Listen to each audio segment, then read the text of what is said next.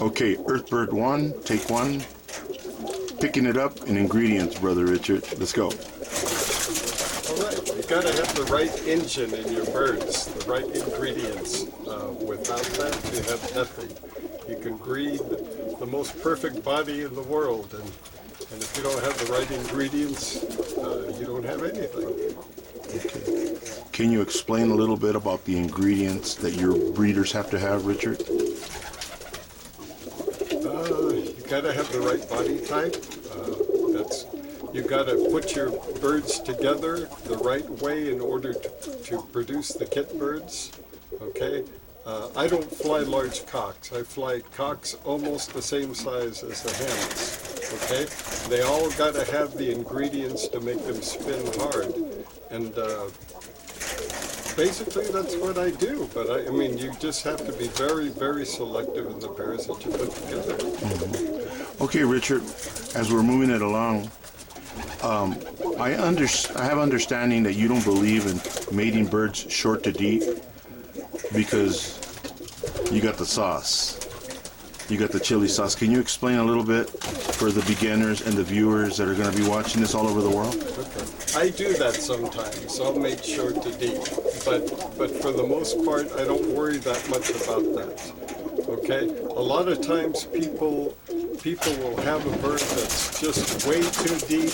It's a dangerous bird. Sometimes it's hitting, and they think, well, it's got good speed and a good spin, so I'm going to use that bird. So I'm going to put it on a real short bird to compensate for that. So they end up with getting youngsters from that pair, and the youngsters carry that unstableness in them, and that's why I don't do it.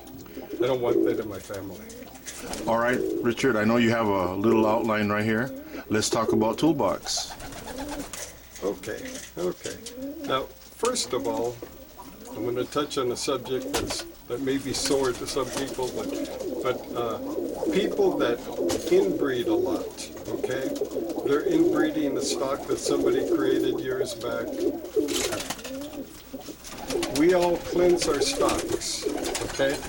So we try to get rid of the impurities, but if you're inbreeding and some of those impurities start popping out through the years, you can't get rid of them, or it's very, very, very challenging, okay? I've got so many different families. I've taken X amount of families, and I've created families within the families, okay? By mating two birds together, I create another family. So if I have kitting problems, for instance, in my birds, and I choose to use some bird that's throwing kitting problems, I've got another bird I can throw into that and hopefully get rid of that right away, okay? Different things. In creating these families, I ended up with 4 different families that I use as tools, okay? And I've got a family that produces speed. I've got a family that produces body muscle. I've got another family. I have to write these things down because I'm a senior. I now have a family that produces depth, thanks to my friend John here, and also stability. Okay, so if I have a bird that's going, let's say it's bumping when it comes in, but it does everything up top right, okay? I choose to use that bird because I see that it's got the right ingredients, okay? I made it to some bird that has stability, so that its youngsters won't have that problem, okay? And likewise, if I have a bird that's got great style, but it's lacking a little speed, I can mate it to some of my birds that throw the speed. And so I use different birds to do that. Some birds, say a cock bird, to me has got to have the body muscle. If a bird is doing really great, I've got one in the kit now, a dark check, doesn't have the body I want, doesn't have enough muscle on it. But if I made it to one of the hens from the family that throws the body muscle, I could come out with cocks with the right type of body muscle, see? So, and that just happened. I didn't spend a lot of time creating this. It just happened, and so I use it. And what I do is replenish those birds all the time. After I've had them a few years, and I don't want to ever lose those tools to be able to work with those. So I'll make more of them. Okay, so if I needed more firepower, you've got it. I've got Toyota. I've got the right family. Or stabilization or more frequency. Okay, Richard, that was well said, Richard. Pretty good. I see you put some thought into it, brother. That's the name of the game. Okay, right now you're going to show us some of the firepower. This is a little bit of elaboration on what Richard said, and you know, like he says, when he's losing body muscle, he's got a line of birds that create body muscle. Now, that's one thing that I think a lot of the novices in this hobby don't understand in the least. And what they need to do is to talk to someone like Richard or someone that has an understanding of that and have that explained to them. And also like what he said about the families and jamming them and making them 3/4 and 7/8. If you have your own family and you start from scratch and you start getting some nice birds and you want a 3/4 cock to try to get something for stock, I always said. But like he says, if you start off with birds that somebody else raised and they're already maybe a little inbred, sometimes, you know, just jamming them up makes a pretty pedigree, but what are you doing to that family?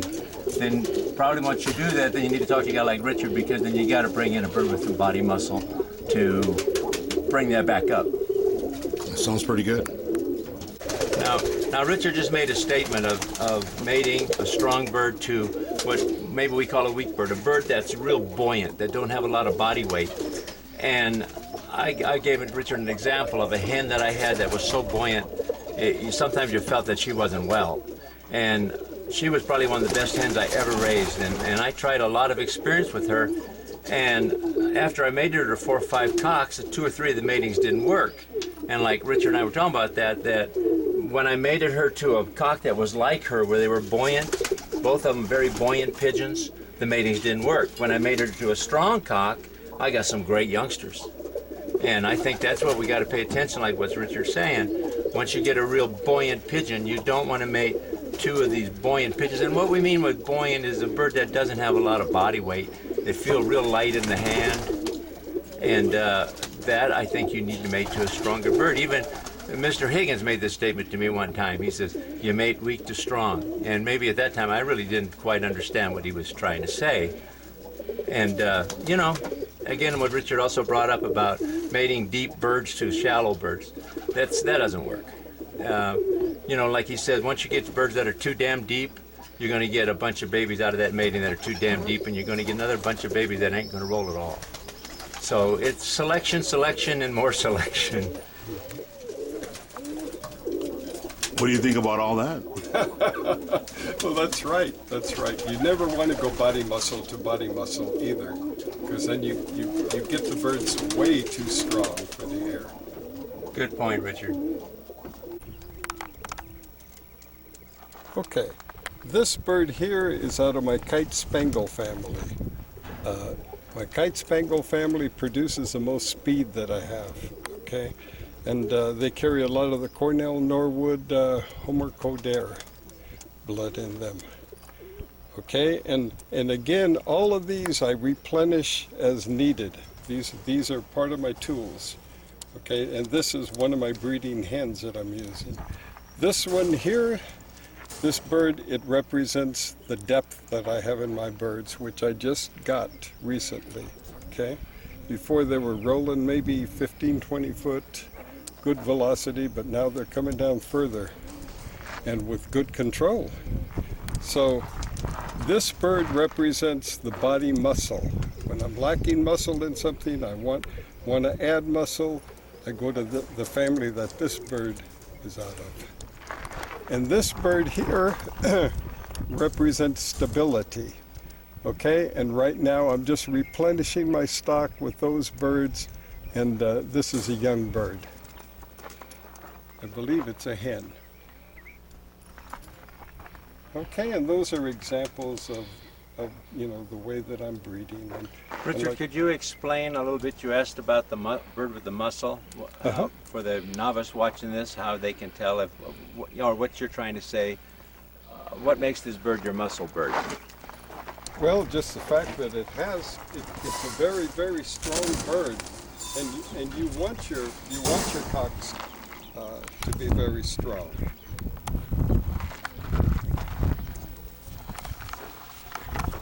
And the whole family that that bird comes out of, it's a family I created using different birds, my old family and others. I can't think of it right off the bat, but I know it's got some of the Cornell stuff in it too. But they carry the body muscle. You want a muscular cock like that on a buoyant hen. There we go. And when I use him on hens, if I put him on a tiny little hen, I produce kit birds. If I put him on the regular size hen, I produce breeders. And the difference being, you know, you don't want cocks that size flying in your kits. I don't.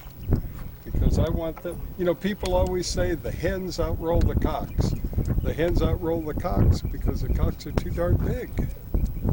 So if you make them approximately the same size, the cocks are always going to be a little bit bigger, but then they'll do much, much better.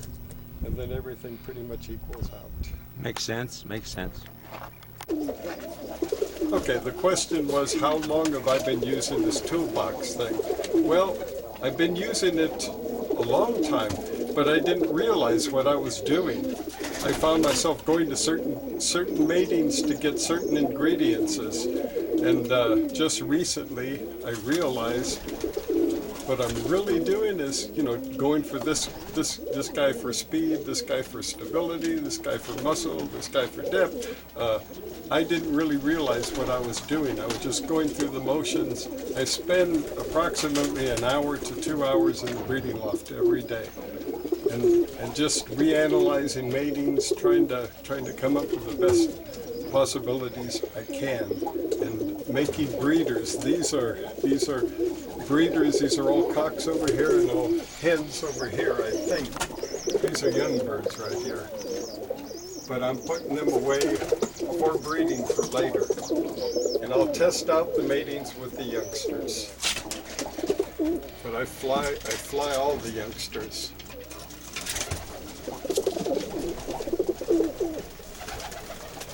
But you know, the thing is, a lot of times we go through motions in our breeding methods, and we don't realize what we're doing. Like I say, I'm reevaluating, then I think, well, maybe I should have really mated this to that bird instead, and I'm really using the birds as tools, you know, the different families, and it took me a long time to realize what I was doing.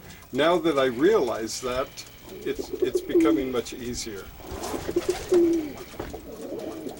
And could I recreate that if I wanted to? I don't know, because my intention wasn't to come up with that. It just happened. How long did it take me to figure it out? I don't know if we ever totally figured it out, but you do some matings, you do the best matings you can, and like we talked about the weak to strong, like Richard talks about, he talks about not flying the great big cocks. He either uses them for his breeders or he moves them on down the road. But you know, you just have to fly your birds, watch your birds. To start out, you use the very best ones that you can possibly use. Again, if you get one that's 50, 60 feet and it looks like it's going to roll down on you one of these days, that's the bird probably to pass on. And just stay with the very best ones you fly and make your own family. Move away from other people's birds.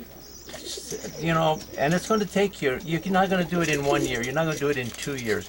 When a lot of people say a 5-year program, I don't know if 5 years is enough. But it takes a while to figure it out, and it just kind of comes to you, like Richard was saying. All of a sudden you notice things, and you pick up on things. That's why it's so important to pay attention to what you're flying, and pay attention to what your stock birds are producing.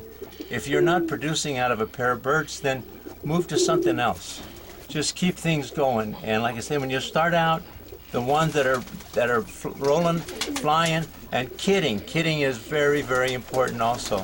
Don't breed out of birds that won't kid, because that's a work in progress again. You want to try to make, when you start out, make it as simple as you possibly can. And remember, weak to strong, the nice buoyant birds, like Richard says, made him to a more muscular cock. Or if the cock is buoyant, made it to a more muscular hen. And that's weak to strong, I guess, is what that's meant to be. But it takes a while, guys. You can't do it in one day. I got me a toolbox. All right. Are we still on?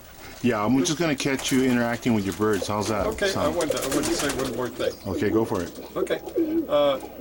If you think that your birds are as good as birds can get in the air, you're wrong.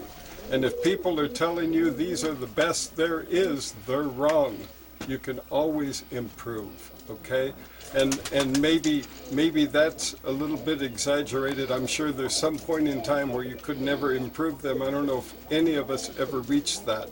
But I spend a good portion of the year looking at my birds in the air and trying to figure what can I do next year to make them a step in a forward direction, okay? All right.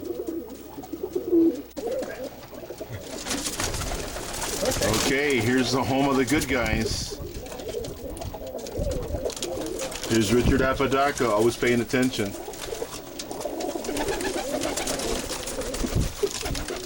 I'm always studying the youngsters and looking at the type even when they're little.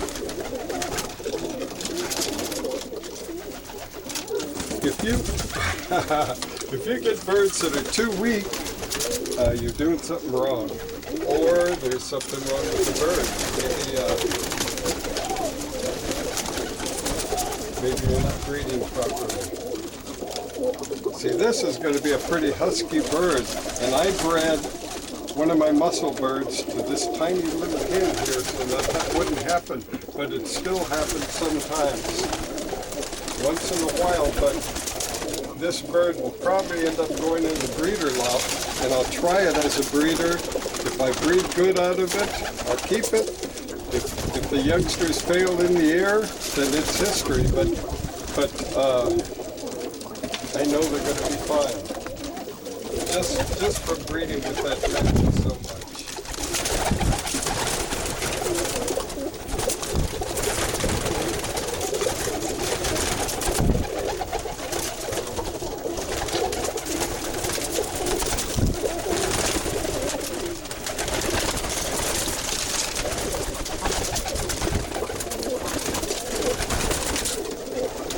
My grizzles carry the same speed as all the other birds. I have more trouble controlling the speed in the grizzles. I put too much, they get too dangerous, so I'm always having to mellow them out all the time. Just that grizzle factor, the feathering just gets very, very soft and real fast. So it's a hard one to control for me. It releases the roll, huh? Yeah, it does. Richard, we want to thank you again. Thanks for the toolbox system, brother. It's always been an honor to come up here and hear what you have to say, because I believe that if someone gets, again, I'll repeat myself, if somebody gets something out of it, we've done our job, okay? That's the whole purpose of it. Yeah. Just to help people that are coming up. Don't believe everybody. Go by what works. Period. Okay. And Richard's semi-retired. He is a musician also. And, you know, Richard will take your call, man. You know, Richard is not shy. He doesn't hold things back. There's no secrets to Richard. He's an open book. He's a born-again Christian. I mean, he's with it, with the program. So if you want to get a hold of Richard, you can. Okay, guys? Yeah, with God, if God works with you, all the better. And I'm a jazz musician too. In order to play jazz, you have to understand everything thoroughly in music. And birds are kind of the same thing. The more you learn, the better you breed. Yeah. To be quite honest with you, when you have the Lord on your side and He's helping you, I believe you have a better understanding because He made everything. You know, there's one for those that don't believe in God. But anyway, we sure do. And just take a look at the Birmingham rollers, and they're natural here. All right, Richard, thank you. Thank you, John.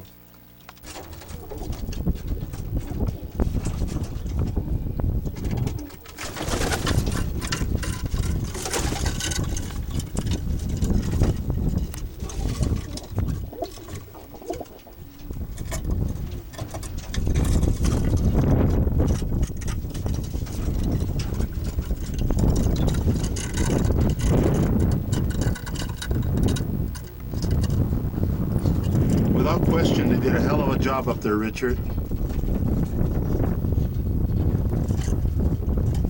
Right, Big John? That's a nice spinner. That's what people have to learn to see spinners, not floppers.